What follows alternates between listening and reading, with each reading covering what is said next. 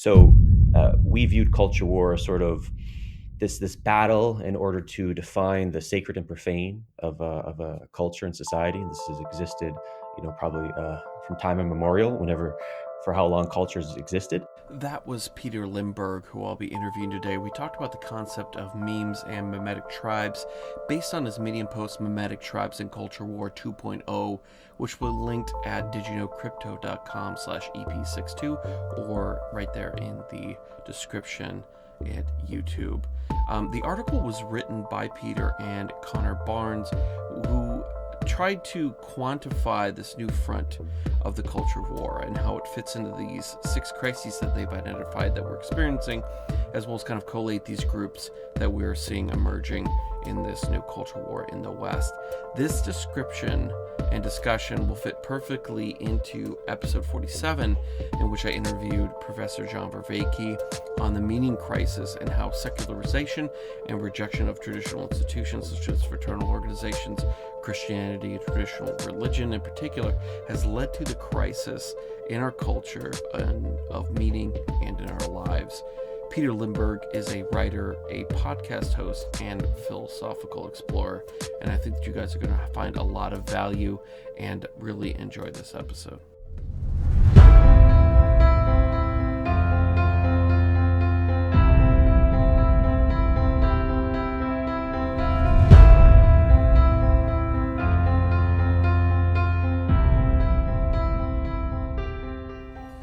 Peter, welcome to the show. It's good to be here, Dustin. So, as I said for the listeners, as I said in the introduction, we're going to be discussing the article that Peter wrote. Gosh, how many? What year was that? That was 2018? So about a year ago, right? Mm-hmm. And it was entitled "Memetic Tribes and Culture War 2.0," and this whole month is going to be basically I'm doing kind of really going deep into just kind of general philosophy and memetics. I did a interview that'll be coming out or came out last week before the listeners are hearing this, called Memetic Theory on Rene Girard's theory. And then we're going to be doing a episode after this about the general topic of Stoicism. But can you give like a little bit of a background on yourself and what kind of got you interested in philosophy in the first place? That's interesting that you mentioned Stoicism, because I run the Stoic group here in Toronto, which is actually the largest Stoic group in the world at the moment.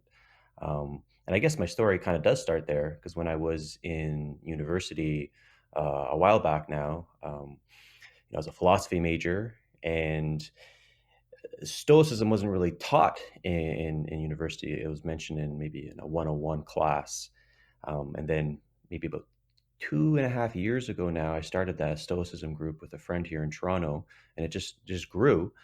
But there's a desire to kind of engage in different thought, because I'm a pretty jazzy thinker. I love just like diving into different worldviews, whether they're across all the spectrums: the political spectrum, the philosophical spectrum, the theological spectrum. So I created this group here in Toronto called the Intellectual Explorers Club, which eventually became a podcast.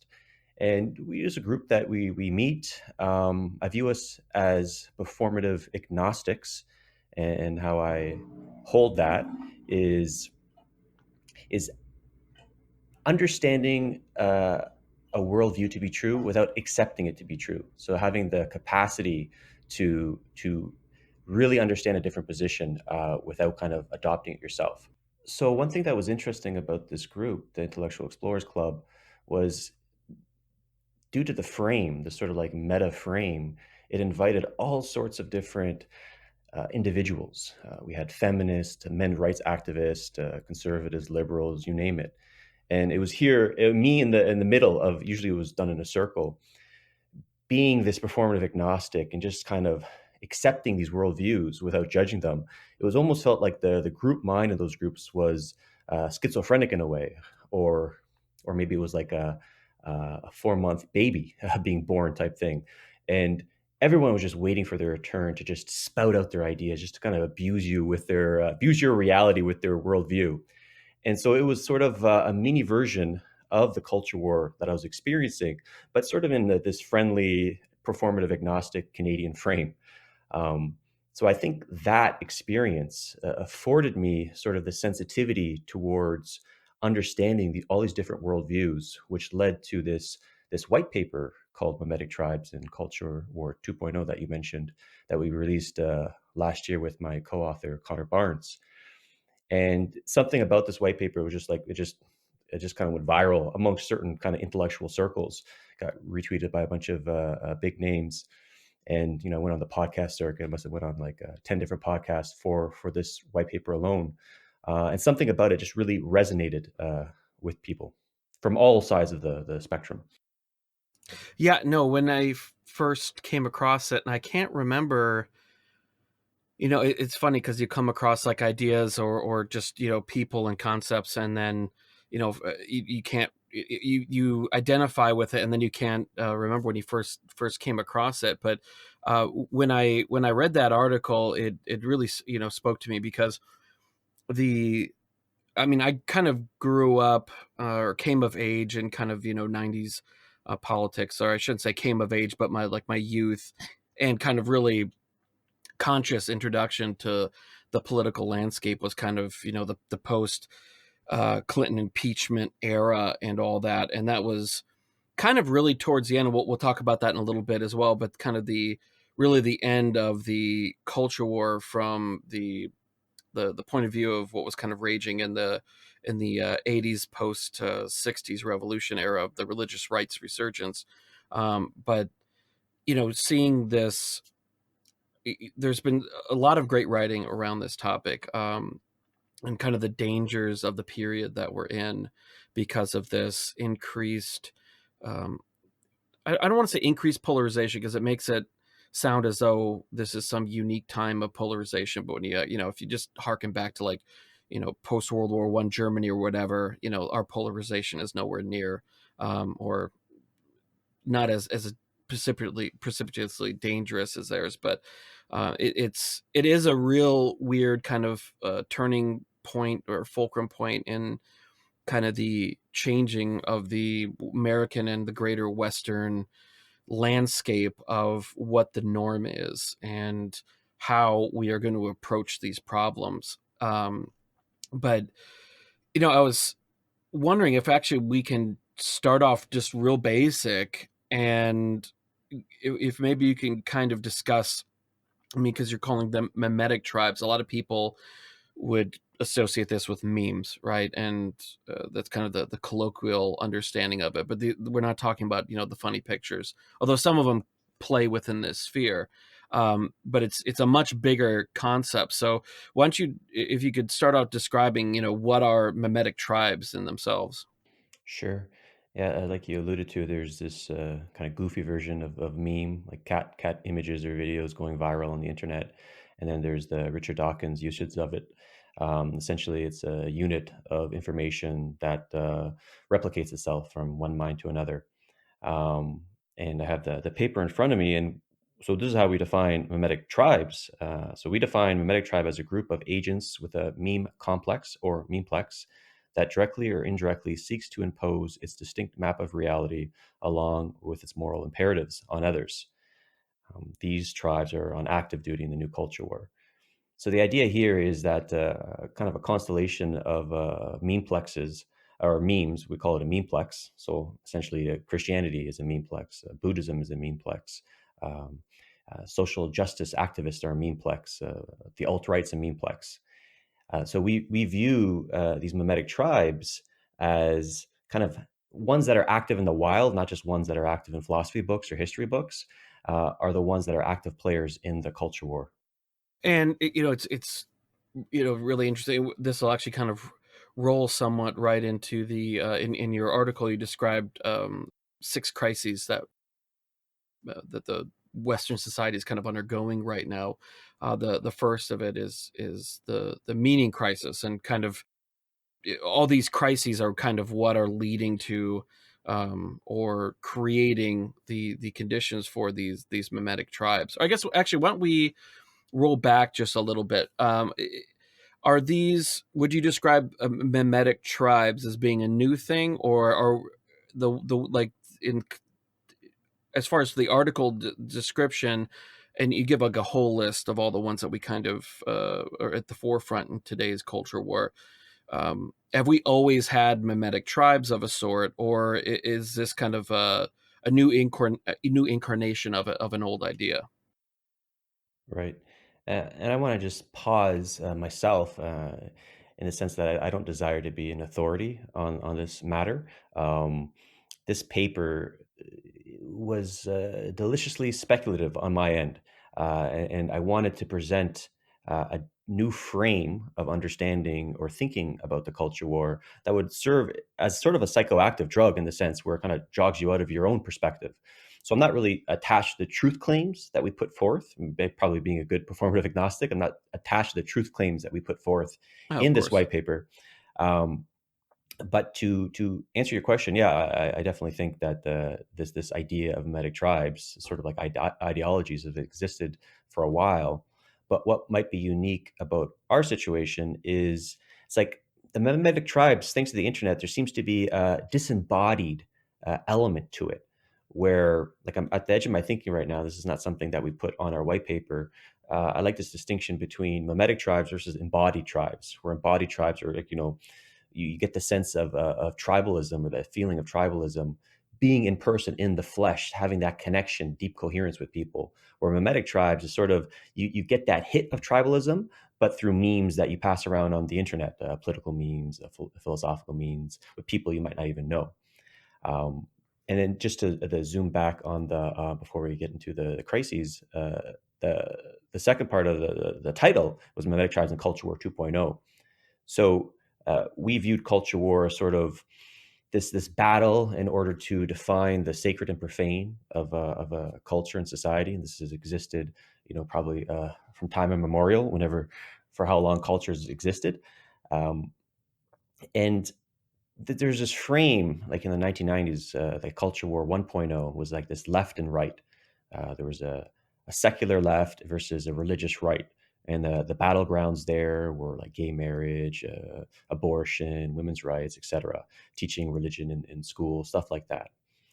And there was a frame, at least an understanding back then, that this was sort of what we call bipolar war, or what international relations calls a bipolar war, where there's just like the Cold War was a bipolar war in the sense of the Soviet Union and the United States, where we're inviting the frame now, we're inviting the reader to suggest or to speculate on this frame with us, is that now the religious right and culture war 1.0 lost, and now we entered this phase called culture war 2.0, where there's a multitude of mimetic tribes battling each other, not only the left and right, but internally there's the left is internally battling each other, the right is internally battling each other to sort of define what culture is.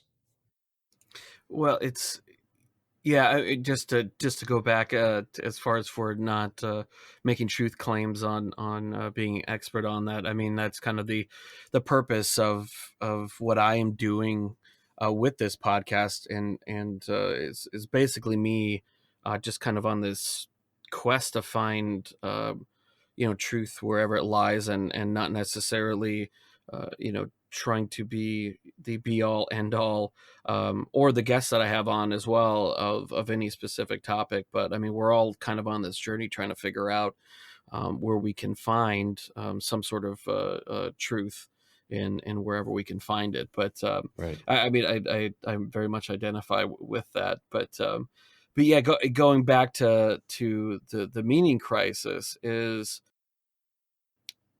this is the first of the six crises that you laid out, and I was wondering if you're actually familiar with the work of Professor Jean Vervaeke at all. Yeah, I'm actually collaborating with Oh, okay, perfect. John right now on a research project into authentic dialogue, and he used to be my meditation teacher when I was at the University of Toronto. So I know John quite well. Oh, okay, excellent. Actually, I interviewed him on the episode 47 of this podcast Uh, as well, specifically about the meaning crisis. And for the listeners, I would encourage you to listen to he's got what in his, I think now is like 44 part right. series on this. But so I could definitely, I figured you were. I mean, just by the way that it was written, I was like, well, that's exactly what John was talking about. Um, Mm, but yeah, it's just there's. I mean, you see that a lot with. I see that specifically in, well, I guess all these sorts of mimetic tribes. I mean, you see that with the alt right, and that's such a nebulous group where there's elements of people that are within white separatist or supremacist organizations, alongside people that don't really believe that, but are kind of glomming on into that amalgamous form, mainly just more in opposition to the left.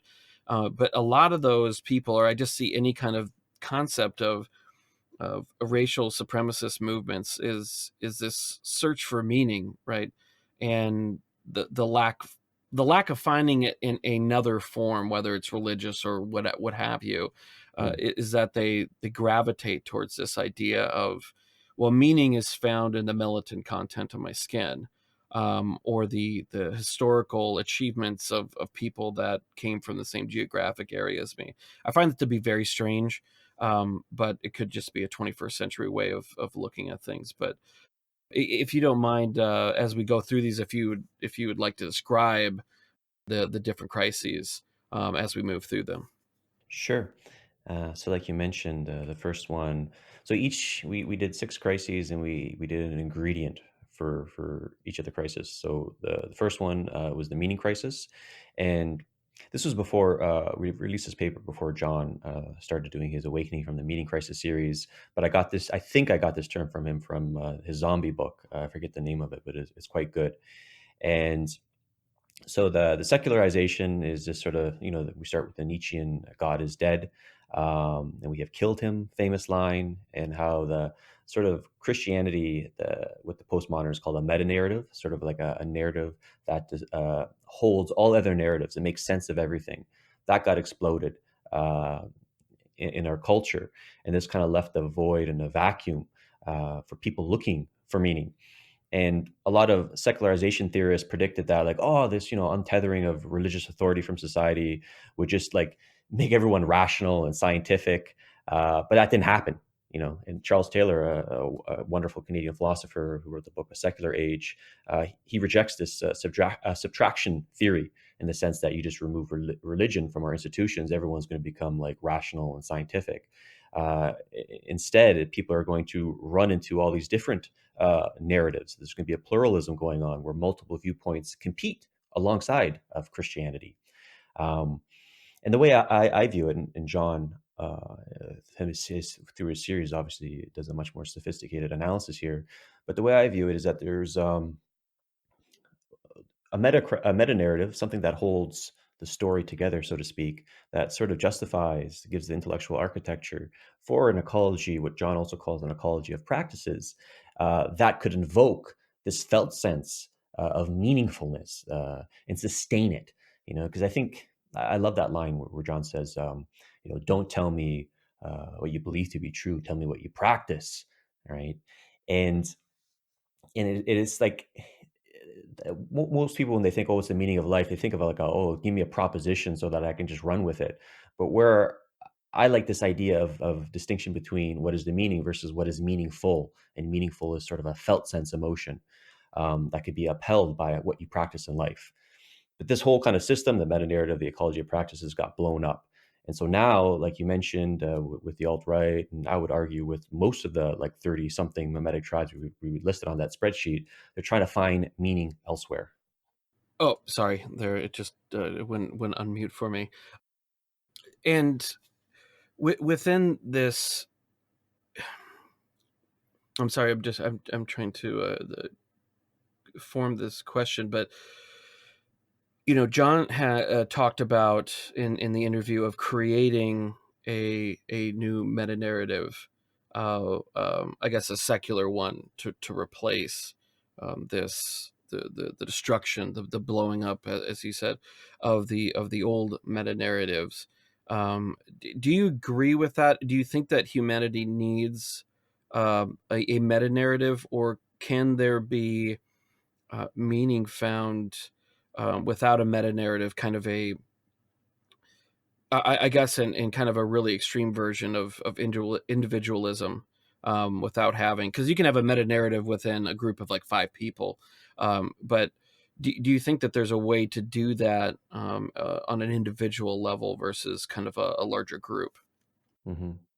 Yeah, so I admit I haven't watched all John's 50 plus, or I Yeah. guess going to 50. I haven't watched all his 50 episodes yet. But last time I spoke to him, I think he's skeptical of this idea that we can have a grand narrative alone, right, just by itself. We can kind of, all the galaxy brain is constructed and then, everyone's happy. I think there has to be a co-creation process. So I'm more attracted to trying to discover, instead of an ecumenical philosophy or an ecumenical meta narrative, rather see if we can find an ecumenical practice that could be like a spiritual iPhone, if you will, that could be marketed to all these various different tribes, get them to adopt it, and see if it transforms them from within. And the next crisis that you mentioned was the reality crisis, and I thought that this was one of the more interesting crises that you mentioned. I'll save my comment until after you describe it. But if you could describe what the reality crisis is and how it manifests itself, kind of the larger culture war. Yeah. So the reality crisis and the ingredient there is fragmentation, and that's what Lyotard, I think I'm pronouncing that correctly. That's what he considers as the postmodern condition. Like a lot of people think postmodern is all about relativism, radical relativism, but Lyotard said it's about fragmentation, about how there is not one meta narrative that's keeping everyone sort of in check. There's all these different fragmented narratives at play, which he called little narratives, and they all kind of have their own epistemology and metaphysics. They're not really talking to each other, and they don't even know how to talk to each other. There's what he calls the different, um, and other philosophers call it deep disagreements. So there's like deep disagreements between these sort of little narratives, or what we call mimetic tribes, that doesn't allow them to talk to each other because they use different kind of languages and means to get to the truth. And I like Scott Adams, the Dilbert, comic artist. He called what was the thing? Two movie screens to explain the culture war, right? So the same reality is happening. Let's say Trump's impeachment, but if you tune into Fox News or turn into CNN, it's like watching two different movie screens, and you're almost watching different realities, but they're still reporting on the same reality. And so you can just like smell and taste the bias when you turn on television. And so we invite the readers into this piece, is that we don't just have two movie screens. We have like a Netflix variety of shows available for us to watch.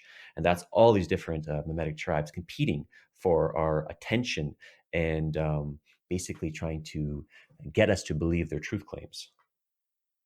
And I'd I was really taken with Scott Adams' description of this, and it is really interesting. I think that a lot of people like to blame technology, and it does play a part, and it has presented a new front in this. But I do agree that in this sense, I think it does really exacerbate this because, like you said, they're speaking different languages, and we see this extremely um, uh, noted on the extremes of the political spectrum. I guess you could say is that I just remember even just 15, 20 years ago, it was let's just take the Iraq War Mm, for being one big issue, at least in the United States.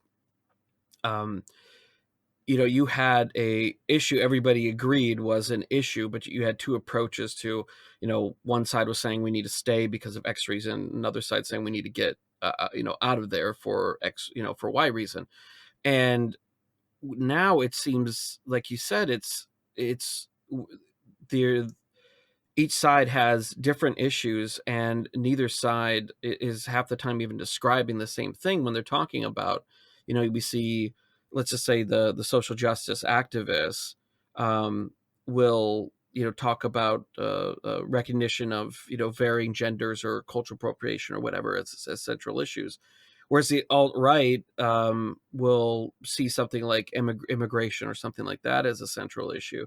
But even when they talk about something similarly as gender questions, they're not even speaking the same language, or you see these almost completely different languages being formed. Like if you hang out in whether it's Facebook groups or the Twitter kind of little spheres, whether of left or right, or I should say Hmm. not left or right, because we're beyond that now, of these different tribes, like they are using completely different languages and indicators, and a lot of times the language is really how you can identify someone by their tribe, by the way that they refer to something, or like you just in Twitter profiles, you'll see that you can usually tell that someone is not going to be in, let's say, the alt right or the new right, or whatever, if they're doing like him slash her, they them, or whatever in their Twitter Hmm. profile. You can tell by that language difference that Hmm. they are of a completely different mimetic tribe and speak completely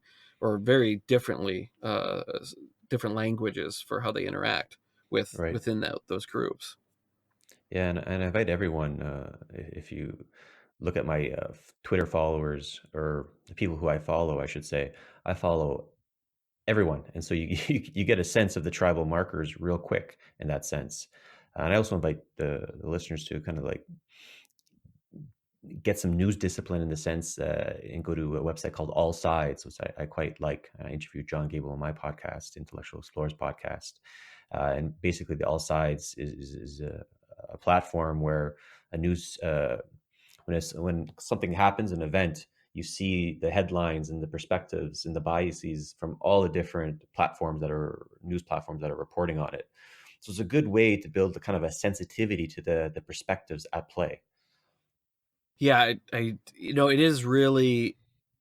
I did an interview a couple weeks ago about OneCoin, which is this massive Ponzi scheme that was going on after Bitcoin came out. I mean, in our previous conversations, I know that you're not that tuned into that world, but there was a lot of people who came out and tried to create their own, things or whatever. Some of them with good intentions, some of them just straight up to steal money. Mm, This was the latter, and they didn't even actually have any actual technology. It was a straight up Ponzi MLM scheme mm, of just mm, stealing people's money. And in that, we were talking about there's what those people did was that they created this cult of personality around the person, Dr. Ruja, and they said that she had a 200 plus IQ and she went to all these Ivy League schools, and you know they would constantly just say thank you, Dr. Ruja, trust Dr. Ruja. She's the smartest, one of the smartest people in the world. And we talked about this idea of it's really difficult. There's no oracle um, that you can point to as being some arbiter of objective truth and saying, well, this side's saying this and this side's saying that, and there's some grains of truth, but here's this oracle that's going to kind of spit out a very even keeled bit of information, because mhm. that's a really difficult thing. And you think, and I've always thought, early on in the internet, I was like, oh, it's great. We have all this information. Now people are going to be way more educated. It's going to be harder to pull wool over people's eyes, which in some aspects it has. But you have this information overload, and it's near impossible to be able to really, for the average person with a lot on their plate, to go, I've got like 20 minutes a night to read the news, to be able to spend the time to look at 100 different sources to really try to needle this out. Yeah, yeah. And it's depressing on one hand. There's this sort of like war on sense making that's going on, as Daniel Schmarkenberger calls it. Um, we're living a post-truth, fake news world type thing. But I see it as a form of opportunity, and personally, I feel very excited about the age we're living in, because it's an opportunity to flex our philosophical muscles, and maybe emancipate philosophy from the walls of academia, and all become philosophically minded, and get away from what Jordan Hall calls simulated thinking and into real thinking. Yeah, I agree. I think that the concept of the kind of brick and mortar institutions of hallowed learning are increasingly becoming, and in many ways, it's a good thing. I mean, in some ways, there is good aspects of having some sort of central points of learning and all that. But I think it's better for humanity to have kind of these decentralized, networks of kind of education Yeah. and information and learning, and the ability to kind of for people to spread their wings and kind of really take chances. Whereas a lot of people in academia are very depending on who and where they are in their career, but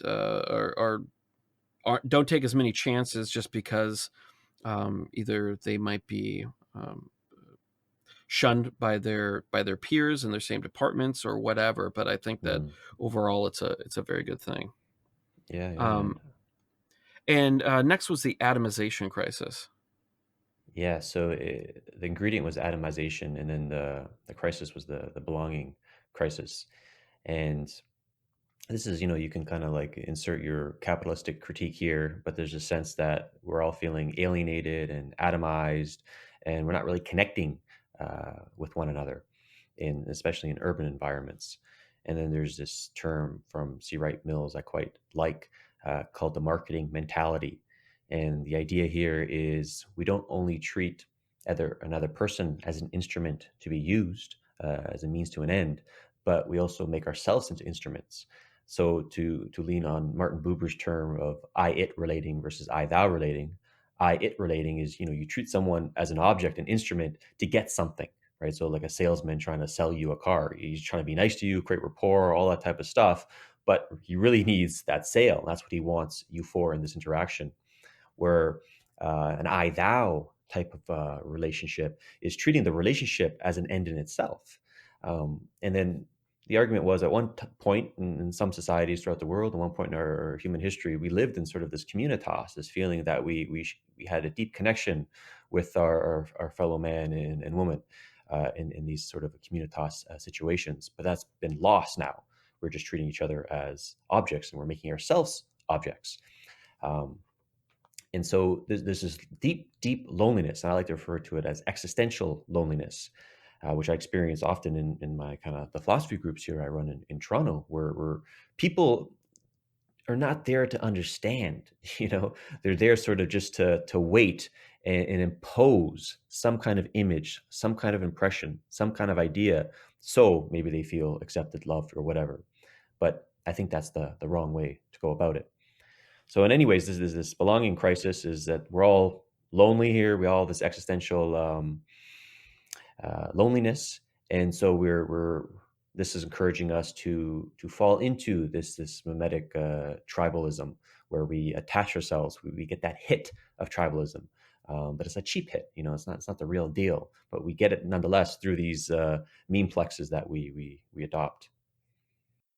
What's funny, you mentioned that concept of loneliness, and it reminds me of that scene in Fight Club, the David Fincher film from I don't remember what year in 1990s, but where the main character he goes around to basically these groups of people who are either um, have been diagnosed with a disease or whatever, and then there's another woman that he sees at a bunch of these, and they talk about how great it is in the cancer groups where everyone there ostensibly has terminal cancer, and they talked about how nice it is because um, everyone there actually really listens to you and what you have to say versus just waiting for their own chance to speak. Right. Right. Yeah, there's a term I like, conversational narcissism, where people are just waiting for their turn, really. And then there's something called the shift response versus the support response. So the shift response, you keep just turning the attention on yourself. Um, and the support response is you ask questions, you turn the attention on the other person. And I think a healthy individuated person has a balance between the two. But if someone's just constantly turning the attention back on themselves in maybe obvious or non-obvious ways, then you're dealing with a conversational narcissist. And to kind of expand that concept towards the Memetic tribes, I think a lot of the Memetic tribes are sort of egoic. People are egoically attached to these ideas, and there's a narcissistic quality about the tribes themselves. Yeah, I absolutely agree. It's really hard to quantify. Um, the the way out of, or I guess we should, like we said, these things have been around for a while, or I mean, we've always had these sorts of memetic tribes, but the uniqueness of this is kind of this disembodied nature of it, where you see this within each of these tribes, is especially where a lot of these communities, or a good chunk of these people, because of the internet and its promise of bringing us together, which it does, is that now that if you identify with a specific ideology, that becomes basically your identity. And Hmm. instead of in person, where people will try to force their own ego upon others to kind of dominate, it seems as though people replace their individuality with that ideology. And no matter what interaction that you have, specifically online, and they'll go out and look for it, they're trying to find situations in which they can try to um, force that group identity into Right. every single conversation of doesn't matter where. You see it constantly in Hmm. in Hmm. um, in comment threads. Yeah, there's by the term from the meta modernist I like is philosophical allergies. So, if you hear a term, whether it's white privilege or toxic masculinity, or even good faith now, that term good faith triggers some of the progressive tribes because it's used by centrists or alt centrists, the new intellectual dark web. So it's like it's interesting. These terms that are alive in the noosphere, the collective conscious, actually triggers you on a certain level. It's like a call to arms to just start throwing your memes at other people. Um, but if you're interested in kind of working through this process, just check what are your philosophical allergies, what kind of concepts or mental models really bother you, and maybe why that is. What's the felt sense quality behind it? And there's this term I like from acceptance commitment therapy, or a technique, I should say, called cognitive diffusion, where you do certain exercises, like meditative exercises, where you just sort of diffuse your thoughts from your emotions, right? So you have a little bit of a distance from it. And being a practicing Stoic, the when you run your life through the Stoic algorithm, this naturally occurs. And therapies like cognitive behavioral therapy, their origins are from Stoicism. So, but there's practices, many practices out there, Buddhistic, Stoic, psychotherapeutic, that help you just kind of create that distance. And it would be helpful people to do that, mimetic tribalists to do that as well. And if they were to do that, they might become more embodied. And next was and this kind of very much, well, I guess that they all relate to each other, but the globalization and proximity crisis. Right. So we referenced Zuckerberg and a lot of these tech utopianists about how the internet's going to bring us together. It's going to be wonderful. Um, Marshall McLuhan, he kind of predicted the internet, this global village, but he didn't think it was going to be, like all sunshine and roses. It's going to be, I think he said, it's absolutely ensures maximal disagreement on all points. Uh, and sort of the idea here is, that quote that I used to love when I was in more of my like kind of like feel good hippie days is that like if you know someone's complete world, you cannot help but love them. And I think that is true to an extent, but there's studies or psychologists called the similarity cascades. They actually found that the more we know about someone, the less we like them. So maybe it's true that if we know someone's complete reality, we cannot help but love them, but maybe we have to hate them first, right? Because we're in the situation where this is this the internet, Twitter, Facebook, that we're side by side in a way. There's no fences anymore between these ideologies that are radically opposed to your own, that will trigger your sacred values. They say good fences make good neighbors, but we basically blew out all the fences. And I wonder if McClellan, or am I pronouncing his name right? McLuhan, McClellan? McLuhan. McLuhan, yeah, You say that he kind of saw the maximal disagreement, but that kind of preceding this global village. I mean, I wonder, do you agree with that? Is that maybe that we're kind of in the process of a learning curve, and maybe over time that, as we, because digital interactions, I mean, as we know them, are still so new. I mean, I grew up, when we grew up and we were younger, email was a really new way, but most of us still talked on the phone, and now we've moved on to SMS and to kind of these more, if you want to call it, efficient language dispersions, through SMS especially. But maybe we're on this learning curve, and over time we'll become less and less detached as it becomes more normal, and inject more empathy into those interactions, Yeah, that yeah. kind of more closely mimic the physical world. Or do you think that if we don't make some sort of radical mental change, it's only going to get worse? Yeah, I think it's an interplay. We referenced the psychological researcher in group dynamics, Bruce Tuckman, and he had I think, four stages of how groups form.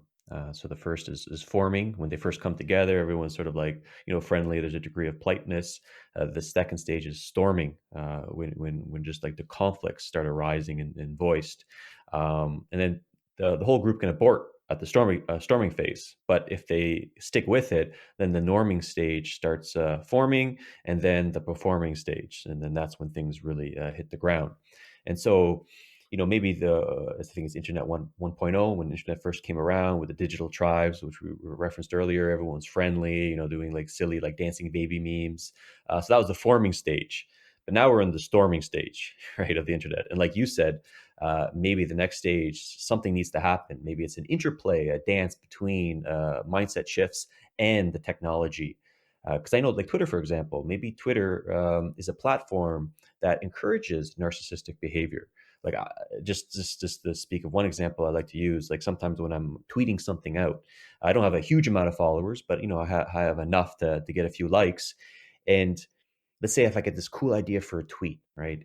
And I look at it, I'm like, wow, it sounds so sexy, but it's not really like propositionally accurate. That's not something I really 100% believe to be true. I have to maybe put like what they call guarded premises in philosophy. I have to put maybe a but in there or a maybe in there. But I take it out because I know that but or maybe will like reduce my likes or my retweets or whatever. Uh, but then that's a narcissistic quality, right? It incentivizes me compromising the truth, me compromising truthfulness for the like, for the hit, for the attention, for the eyeballs on the artifacts I throw out there. And I see, like, individuals like you and me, and then there's a slew of people out there that are thinking these things through, they're trying to change not only our mindset but do different practices. And I think there's going to be some changes soon. So I'm optimistic. Ultimately, I'm optimistic that we're going to get to the norming stage. Yeah, I really struggle because, I'm sure, like yourself, trying to produce content, and the whole, not the whole purpose, but one of the goals, right, is to grow, to enlarge your audience, and all that, sort of thing that comes with it. And there's a real pull to kind of just do really vapid, meaningless but popular type of content, right? Things, whether it's clickbaity titles or just tweets that kind of, that are going to invite kind of, within the world that I run in, kind of, more Bitcoin centric, that are going to make people really kind of interact with it because it reinforces their own, belief systems. But you also want to be true to yourself, and you also, if you are trying to continue to, down this, path of kind of discovering, wherever truth may lead you, it's not being honest. And I think if you're on a long enough time scale, I think that you're going to have a much higher quality of audience, and, just overall, the way that your content is received, if you do kind of maintain that honesty. But it's really difficult when you're trying to do that, and you look at other examples of people in your space, and you go like, oh man, like maybe I should just do something like that, and enlarge my audience 10x in about half the time. Right. Yeah. Like, I like this term that I'm trying to work out.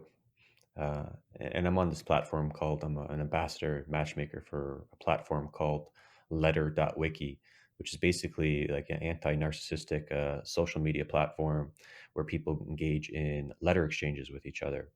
So you can go on my letter wiki, type in my name there, and I'm having a lot of letter exchanges with interesting people and working through a bunch of ideas. And one of the ideas I'm working out is the metagame. Like, how do you play the metagame? Right? It's uh, like you zoom out and see the ecology of games that are active in your life, the ones that you're playing, and it gives you optionality to say, why are you playing this game, and do you really want to play this game? So one of the games that you mentioned is to increase likes, hits, whatever.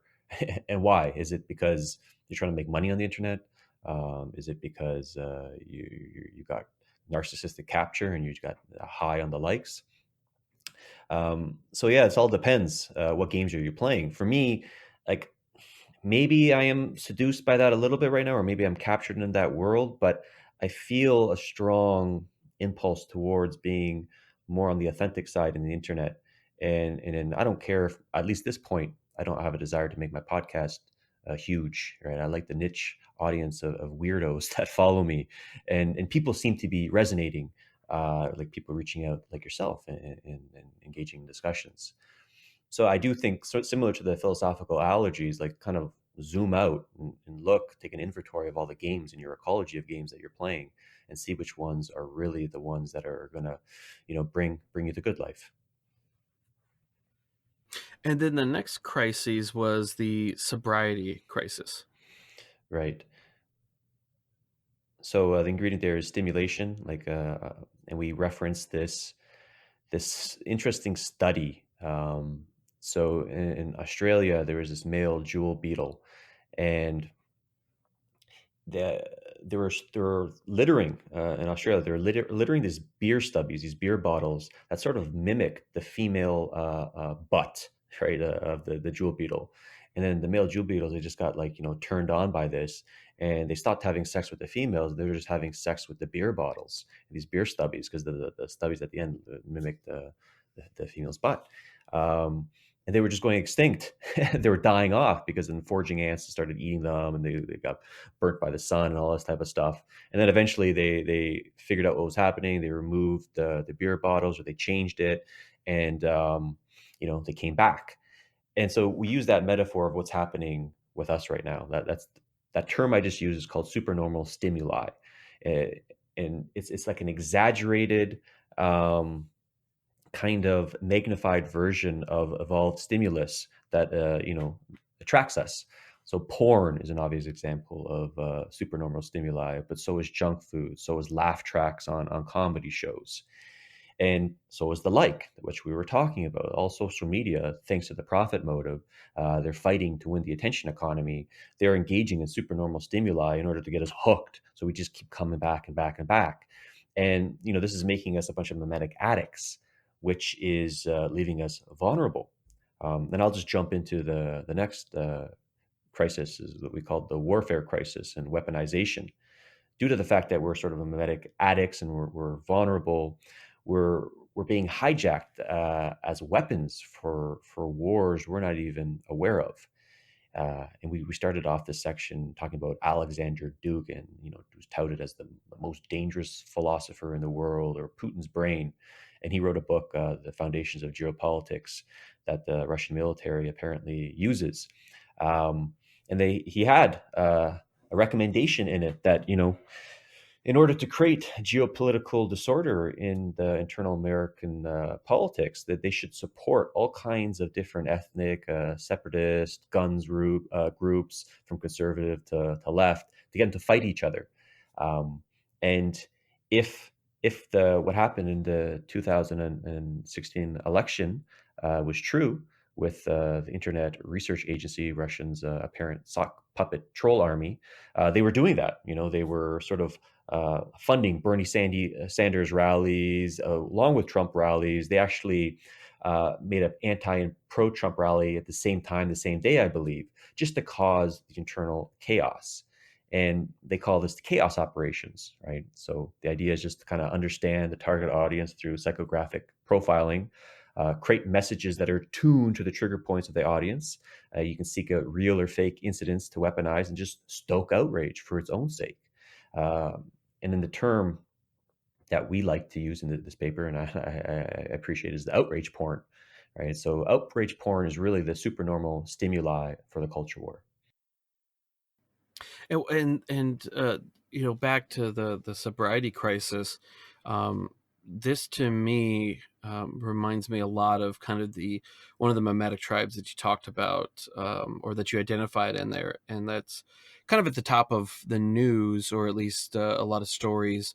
A little bit less now, but periodically over the last 10 years, which is the, you know, the incel community, the involuntary celibates, as they call themselves, and these are mostly young white men for the most part, although it's not exclusively. But you know, for the most part, these are a lot of, you know, young men who lack kind of confidence, or a lot of the traits that that women, or maybe not women either, depending on their own preferences, um, find attractive, right? They're having difficulties in kind of that very primal and important aspect of human existence, which is to attract a partner, and a mate, to Hmm. go even more primal.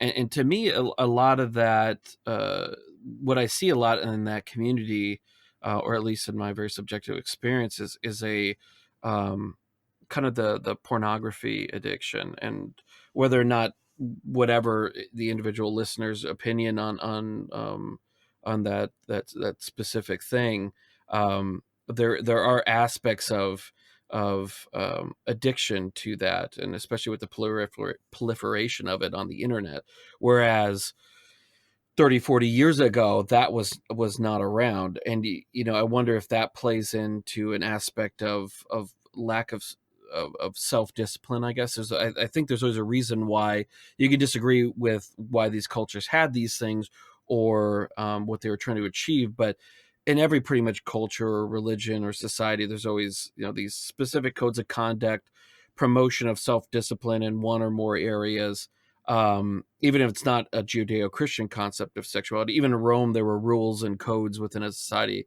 even though they kind of embraced what we would call, I guess, a somewhat of a free love concept, I guess, depending on your status in the society. Right. And to me, this makes a lot of these kids a lot more easier to target, um, for other groups, like, you know, white nationalists, or maybe I've seen kind of people of that ilk who fall in with the SJW, or social justice activist types as well, as a way to find meaning, as well as to gain status. If you can't do it within whatever group you happen to be in, if you could find one, maybe by calling yourself a feminist ally, or calling yourself a white supremacist, that you'll find that sort of uh, higher, be able to hire yourself in that specific group's hierarchy. Right. Yeah, it's I don't think porn is an exclusive to, you know, the incel community. I think all men Hmm. have a porn addiction. Well, not all men, I should say, but there's a large segment that are using pornography. And there's this term I really like, Philip Reef's term called death works, and he used that as art that is meant to undermine the sacred underpinnings of a society. And if we lean on Durkheim's understanding of the sacred and the profane dichotomy, the sacred is what unifies people together. So to kind of repurpose the Deathworks phrase, is I view it as sort of works of art meant to undermine communitas, undermine that belongingness that we were referring to. And I do think porn is one of the ultimate death works of our society, because it just really objectifies things, and it just creates this separation, and especially if you're just masturbating to it, right? You're not producing life that way. You're just throwing it away. Yeah, absolutely. I agree. I think that uh, that there's varying opinions on the acceptability of said art, but I think that even the most open-minded individuals would to that would say that there are levels of which, and depends on where they are personally, but would say, well, this is maybe getting a little bit too far if you're never leaving your room and that kind of stuff, where it's actually Right. inhibiting your life. um, but being cognizant of the time, I know that we have a hard out coming out here. We didn't even get the touch on kind of the history and modern history of the culture war, and I would like to have you back on here in the near future to continue that conversation. But Mm. I want to thank you for coming on the show. And I was wondering where people, to let the listeners know where they can consume your content and where they can find you. Right. Yeah, I should have a better like a website or something like this. But follow me on Twitter. I guess that's the best spot. That's where I do all my updates. Peter N. Limberg. You can follow my podcast. Taking somewhat of a sabbatical, but I think I'm going to do regular episodes. That's Intellectual Explorers Podcast. You can find it on all the platforms. And if you're in Toronto, I run two groups here. One called the Intellectual Explorers Club, and the other one Stoicism Toronto. And you can find both of those on meetup.com. And I will have all of your contact information, as well as any of the other articles and notes and things that we mentioned in the episode on the show notes at digiknowcrypto.com/EP62. That's EP62. And once again, Peter, thank you. Thanks so much, Dustin. It was fun.